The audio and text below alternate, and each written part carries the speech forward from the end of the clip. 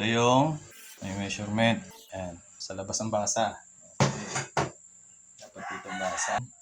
Ito yung B. Ito. Dapat itong may slot screw naka sa labas.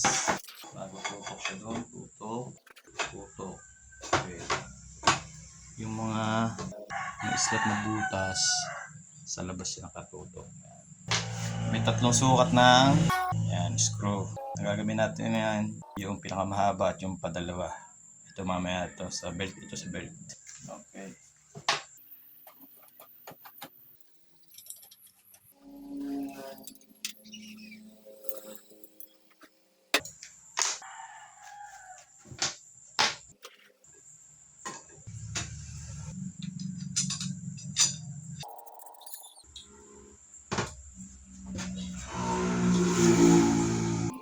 Itong slot na ito, yung isa sa belt yan, timing belt.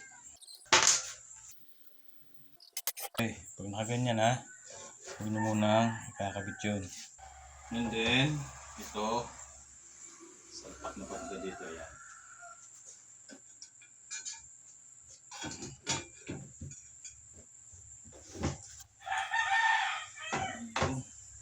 Okay.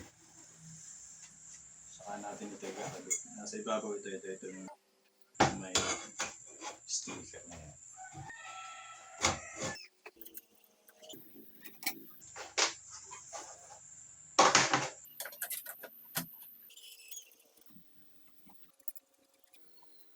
Okay. Sunod naman itong timing belt. Ayan. Nasa ilalim yung may ngipin. So, ang technique niyan, i-bend nyo ito. Bend. Yan ay para madaling ipasok. And then, iibabaw siya doon. Pupunta siya doon. Yun. Andi na.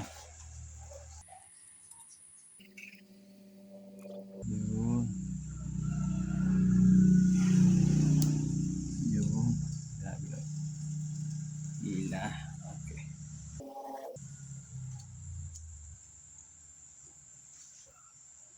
Ito. Tapos mo dyan. Gagamitin itong maliit. Okay. And then yung kabilang dulo naman. Ila. Okay. Same process.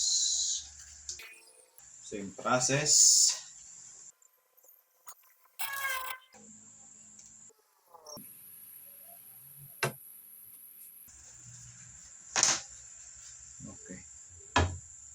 Sunod, lalagay natin yung limiter.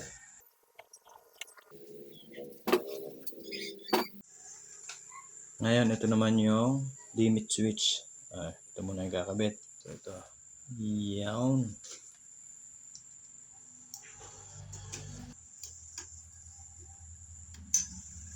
Kasama talaga sa binili ito.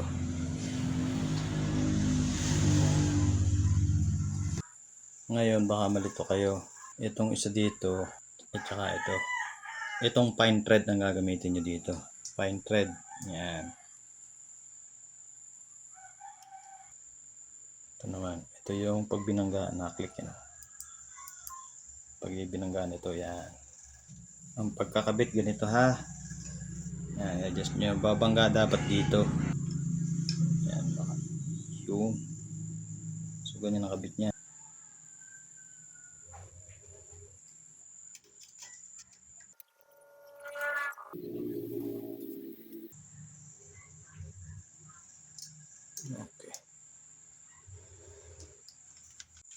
Okay, next, ito namang laser module. Ito, i-clip lang natin yan dyan. Yun, adjustable. And then, itong thumb screw. Yan, may mga slot yan dyan. Pipili lang kayo dyan.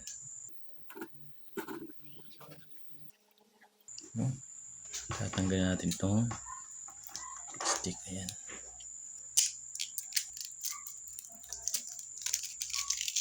Ito naman yung slot para sa nozzle. No. Kahit saan yan dyan. Pwede mo ikot. Magnetic yan. No? Kasi nakapisto yung air nozzle mo. Wala yung kasama. Pero upgradable naman. Yun. Control box component.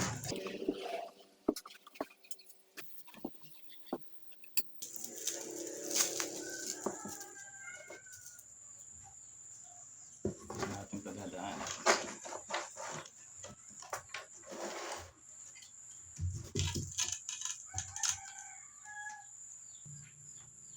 So, ang switch, wala naman yan. Baliktaran yung switch na yan.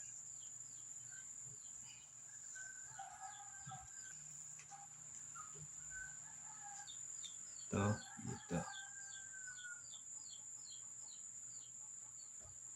Oh. Hindi dito sa switch, dito switch.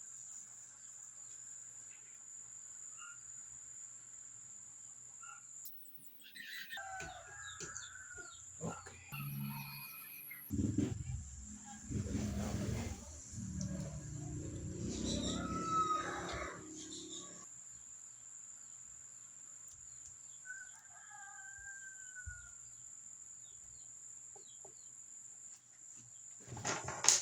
Okay na. Yan na yan. Mag-harness na tayo. Ayan.